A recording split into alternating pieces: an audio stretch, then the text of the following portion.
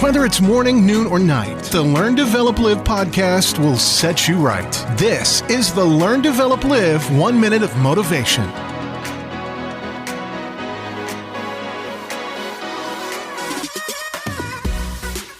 This is the Learn, Develop, Live podcast, bringing you all the motivation and inspiration to help try and kickstart your day. And here's your quote for today from Stephen Alexander Wright. A lot of people ask me, if I was shipwrecked and could only have one book, what would it be?